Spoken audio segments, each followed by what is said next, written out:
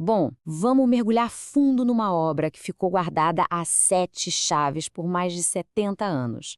E olha, não é qualquer obra. Foi escrita pelo mesmo autor de Pense em Riqueza, mas não é um livro de autoajuda comum, não. É um manuscrito que a própria família do autor achou perigoso demais para ser publicado na época. Imagina só a cena. Estamos em 1938 e Napoleão Hill acaba de escrever o que ele considera a sua obra-prima. Só que depois que ele falece, a família esconde o manuscrito. Eles acharam um conteúdo chocante demais, perigoso demais para o público. E aí fica a pergunta no ar, né? O que poderia ser tão, mas tão controverso assim? E aqui está o ponto central. A ideia que provavelmente deixou a família de Hill de cabelo em pé. O livro todo gira em torno dessa pergunta bem provocadora. Já pensou se alguém pudesse de fato interrogar o mal em pessoa e arrancar dele todos os segredos sobre como a humanidade é feita de boba? Pois é, Hill afirmava ter feito exatamente isso.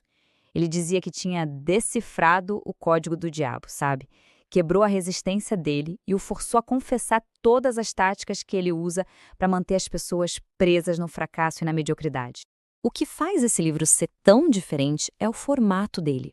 Não é um texto corrido, é basicamente a transcrição de uma suposta entrevista. De um lado, está o Hill, fazendo as perguntas, e do outro, uma entidade que se apresenta como o diabo, sendo obrigada a revelar como ela controla a mente das pessoas. Então, vamos direto ao que interessa. O que exatamente essa entidade confessou nessa entrevista pra lá de peculiar? As respostas, olha, são no mínimo surpreendentes. Antes de mais nada, é super importante entender que o diabo do livro de Hill não é aquela figura religiosa de chifres e tridente. Na obra, ele se descreve como uma força da natureza, a energia negativa que faz parte de metade de tudo que existe. O campo de batalha dele não é um inferno, mas sim aquele espaço vazio dentro da nossa própria mente. E o controle que ele diz ter é assustador.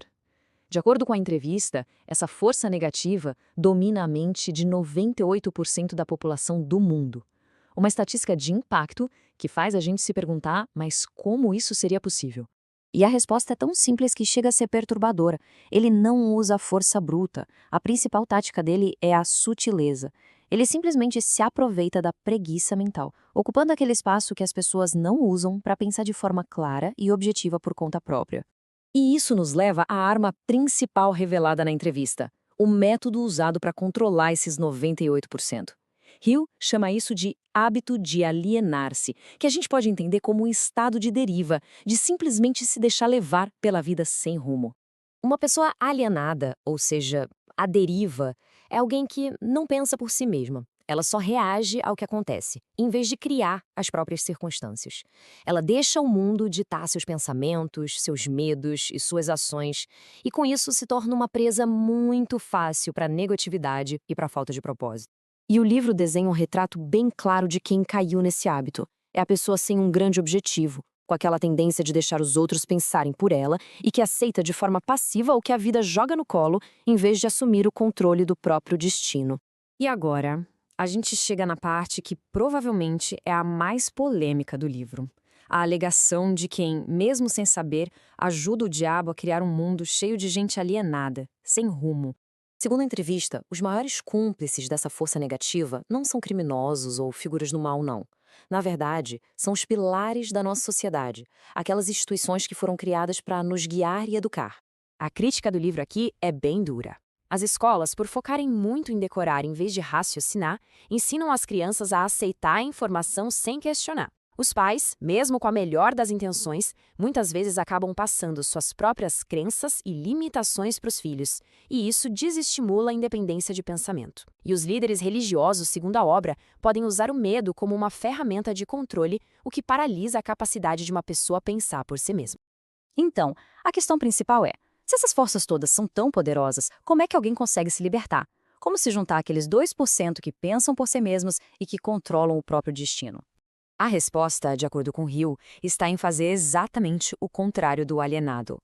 É uma virada de chave, uma mudança fundamental de mentalidade e principalmente de ação. Bom, o caminho para a liberdade mental começa com uma coisa: clareza. Primeiro passo: definir um propósito, saber exatamente o que se quer. Segundo, pensar com a própria cabeça, sabe? Assumir o controle da mente. Terceiro, dominar os medos, entendendo que eles são a principal ferramenta de controle. E, por fim, o passo mais importante, agir. Porque a indecisão é o terreno perfeito para alienação. A ideia central é essa aqui. Não é só sobre estar ocupado. É sobre ter um movimento com intenção. Um movimento guiado por um propósito claro e por uma mente que não se deixa levar por qualquer coisa. É a diferença básica entre ser um barco à deriva, jogado de um lado para o outro pelas ondas, e ser o capitão que define o próprio rumo. E no fim das contas, a grande mensagem desse manuscrito perdido de Napoleon Hill é esta: a batalha não é contra uma força do mal lá fora, mas sim aqui dentro. O poder de se libertar da alienação, do medo e da indecisão já está dentro de cada um. A pergunta que a obra deixa no ar é: quantas pessoas vão ter a coragem de usar esse poder?